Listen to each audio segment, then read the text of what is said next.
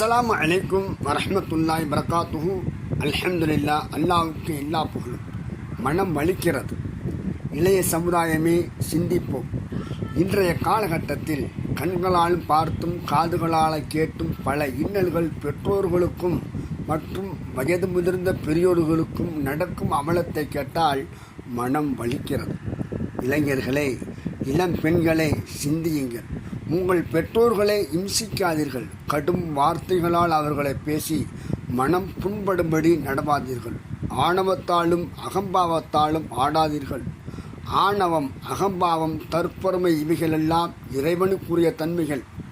இவைகளை கொண்டு நீ உன் படைத்தவனோடு போட்டி போடாதே. அப்படி நடந்தால் இறைவனுடைய சாபத்திற்கு நீ ஆளாவாய். இது விஷயத்தில் நீ கவனமாக நடந்து கொள். வாலிபம் என்பது இறைவன் உனக்கு கொடுத்த அருள். அதை நல்ல வழியில் மட்டுமே செலவு செய்ய வேண்டும். இறைவனுக்கும் இறை தூதருக்கும் மாற்றமாக அவைகளை திருப்பிவிடாது.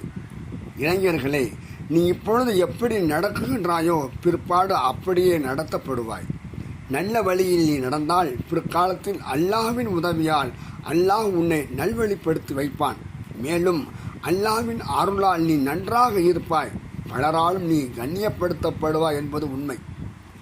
இளைஞர்களே, இளம் பெண்களே, நீங்கள் நற்குணத்தை அதிகம் வளர்த்து கொள்ளுங்கள். உங்களை வாழையடி வாழையாக வாழ வைப்பது நற்குணம்தான். அதனால்தான் அல்லாஹ் தன் தூதரை பற்றி குர்ஆனில் சொல்கின்ற பொழுது, நபியே, நீர் அழகிய நற்குணத்தின் மீது இருக்கின்றீர் என்று சொல்கிறான். பழமொழி: வினை விதைத்தவன் வினை அறுப்பான், திணை விதைத்தவன் திணை அறுப்பான். நல்லதை செய்தால் நன்மை பயக்கும், கெட்டது செய்தால் கெடுதல் தான் வாழ்க்கையில் பரிசாக கிடைக்கும். அதனால் அல்லாஹ்வின் நல்லடியார்களே, வாலிப முறுப்பு என்ற காரணத்தை காட்டி உன் பெற்றோர்களையும் மற்றோர்களையும் மனம் நோகும்படி செய்யாதே. ஒரு நாள் நீயும் வாலிபத்தை இழக்க நேரிடும். அதாவது வயது முதிர்ச்சி அடைவாய். அந்த நேரத்தில் உன் வாழ்க்கையை இறைவன் எப்படி மாற்றி அமைப்பான் என்பது நமக்கு தெரியாது. காலம் வேகமாக ஓடிக்கொண்டிருக்கிறது. அதில் நாம் அனைவரும் சிக்குண்டு போவோம் என்பதை உணர வேண்டும்.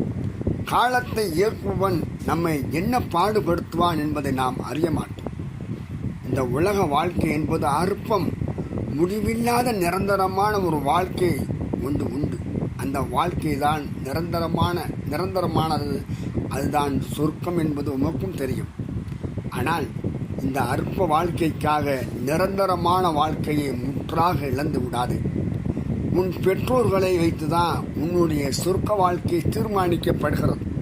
ஆக அல்லாஹ்வின் நல்லடியார்களை, நாம் அனைவரும் நற்பண்புகள் என்ற சிறந்த குணத்தை பெற்று வாழ அல்லாஹ் அருள் புரிவானாக.